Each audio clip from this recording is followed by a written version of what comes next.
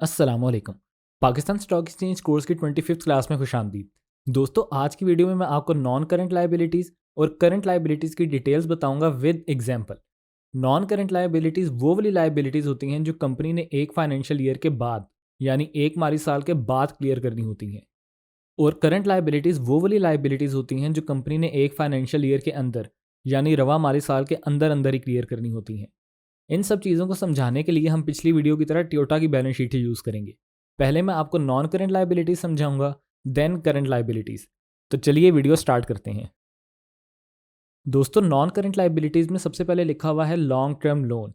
Long term loan का मतलब है कि ये वो वाला कर्जा है जो कंपनी ने एक साल के बाद अदा करना है। अगर इसकी डिटेल हम नोट 20 पे जाके देखें तो यहाँ लिखा हुआ है कुछ लोन कंपनी ने स्टेट बैंक ऑफ पाकिस्तान के रीन्यूएबल एनर्जी प्रोग्राम के अंडर लिया हुआ है और कुछ कर्जा loan payment of wages and salaries to employees के अंडर लिया हुआ है। नेक्स्ट है deferred revenue. Deferred revenue accrued revenue का बिल्कुल ऑपोजिट होता है। जैसे एक्रूड रेवेन्यू उन पैसों को कहते हैं जो कंपनी के होते हैं लेकिन अभी तक कंपनी को रिसीव नहीं हुए होते।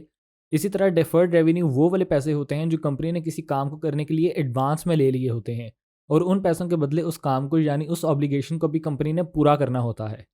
मिसाल के तौर पे अगर आप नेटफ्लिक्स की एक साल की सब्सक्रिप्शन खरीदते हैं यानी पूरे साल की पेमेंट एडवांस में कर देते हैं तो वो पैसे कंपनी का डेफर्ड रेवेन्यू कहलाए जाएंगे, क्योंकि उन पैसों के नतीजे में अभी कंपनी ने आपको पूरे साल की सर्विसेज देने की ऑब्लिगेशन पूरी करनी है। इसके बाद है डिफर्ड टैक्सेशन। जैसे मैंने बताया था कि टैक्स एसेट में भी आता है और लाइबिलिटी में भी, तो ये लाइबिलिटी वाला टैक्स है। डिफर्ड टैक्सेशन से मुराद है कि ये वो वाले पैसे हैं जो कंपनी ने टैक्स की मद में गवर्नमेंट को अदा करने हैं। अब देखें, 2019 में टोयोटा कंपनी में टैक्स की लाइबिलिटी थी और 2020 में टोयोटा कंपनी का टैक्स एसेट था। अब ये ऐसा क्यों होता है कि टैक्स कभी लाइबिलिटी बन जाता है, कभी एसेट बन जाता है? इस सब का एज एन इन्वेस्टर हमारे लिए जानना ज़रूरी नहीं है। ये बस अकाउंटिंग पीरियड का थोड़ा बहुत सीन होता है। वैसे अगर आप कहेंगे तो मैं इस पे भी एक वीडियो बना के आपको सब एक्सप्लेन कर दूंगा। तो ये सब तो थी नॉन करंट लाइबिलिटीज़, यानी वो वाली लाइबिलिटीज़ जो कंपनी ने एक साल के बाद क्लियर करनी है। अब नेक्स्ट है करंट लायबिलिटीज़, यानी वो लायबिलिटीज़ जो कंपनी ने एक साल के अंदर अंदर क्लियर करनी है। इसमें सबसे पहले लिखा हुआ है current portion of deferred revenue. इसका मतलब है जो नॉन करंट लायबिलिटीज़ का डिफर्ड रेवेन्यू था उसका कुछ पोर्शन कंपनी ने इस साल पूरा करना है। यानी जो ऑब्लिगेशन कंपनी ने डिफर्ड रेवेन्यू की पूरी करनी है उसमें से इतनी अमाउंट यानी 28,420 रुपये की ऑब्लिगेशन कंपनी ने इस साल पूरी करनी है और बाकी की एक साल के बाद। इसी तरह आगे लिखा हुआ है current portion of long term loan. अब अगर आपको याद हो, मैंने क्लास 22 में बताया था कि अगर कंपनी 36 लाख रुपए लोन लेती है जो उसने 3 सालों में अदा करना है तो 24 लाख रुपए नॉन करंट लायबिलिटीज़ में लिखे जाएंगे और 12 लाख रुपए करंट लायबिलिटीज़ में।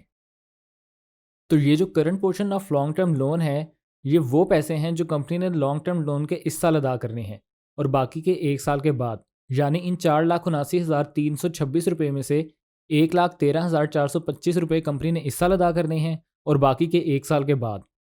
इसके बाद है अनक्लेम्ड डिविडेंड। अनक्लेम्ड डिविडेंड वो वाले डिविडेंड होते हैं जो कंपनी ने तो इशू कर दिए होते हैं लेकिन शेयर होल्डर ने अभी तक उनका क्लेम नहीं लिया होता। इसका मतलब ये नहीं है कि कंपनी ने शेयर होल्डर को डिविडेंड की पेमेंट की ही नहीं है, बल्कि अनक्लेम्ड डिविडेंड का ये मतलब है कि कंपनी ने शेयर होल्डर को डिविडेंड की पेमेंट कर दी है लेकिन किसी भी वजह से शेयर होल्डर ने अभी तक अपने डिविडेंड क्लेम नहीं किए।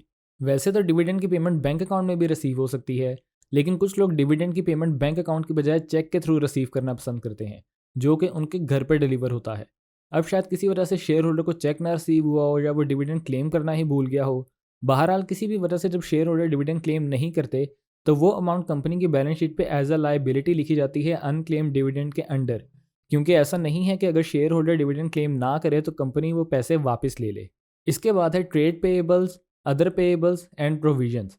Trade payables, other payables and provision वो वाले पैसे होते हैं जो कंपनी ने किसी के देने होते हैं। अब वो पैसे टैक्स वगैरह की मद में भी हो सकते हैं, कस्टम ड्यूटी वगैरह भी हो सकती है, बिल्स की पेमेंट भी हो सकती है, रेंट भी हो सकता है, किसी कंपनी की पेमेंट भी हो सकती है और गवर्नमेंट लेवी वगैरह भी हो सकती है। इस सब की डिटेल आप कंपनी की एनुअल रिपोर्ट में नोट 21 पे देख सकते हैं।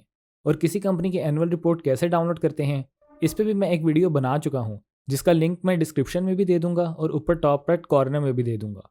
और आखिर में है advances from customers and dealers. अब नोट 23 पे जाके इसकी डिटेल्स देखें तो यहाँ लिखा हुआ है these represent advances received by the company from customer and dealers in respect of sale of vehicles and parts. अब इसका मतलब है कि ये वो वाले पैसे हैं जो कंपनी ने न्यू कार सेल्स की मद में और स्पेयर पार्ट्स की मद में कस्टमर्स और डीलर वगैरह से वसूल किए हुए हैं, और अब कंपनी ने कस्टमर्स और डीलर्स को इतनी अमाउंट की गाड़ियाँ और स्पेयर पार्ट्स प्रोवाइड करने हैं। तो आई होप आपको ये सारे कॉन्सेप्ट क्लियर हो गए होंगे और आपको आज की वीडियो से काफ़ी कुछ सीखने को भी मिला होगा। अगर आपके कोई सवालात हैं तो आप नीचे कमेंट बॉक्स में मुझसे पूछ सकते हैं। और अगर आपको ये वीडियो पसंद आई है तो चैनल को सब्सक्राइब करके बेल आइकन पर क्लिक करके ऑल को लाजमी प्रेस कीजिएगा, ताकि मेरी फ्यूचर में ऐसी आने वाली तमाम वीडियोज़ का नोटिफिकेशन आपको मिल सके। अपना रखिएगा बहुत सारा ख्याल। अगली वीडियो तक के लिए मुझे दीजिए इजाज़त। अल्लाह हाफिज़।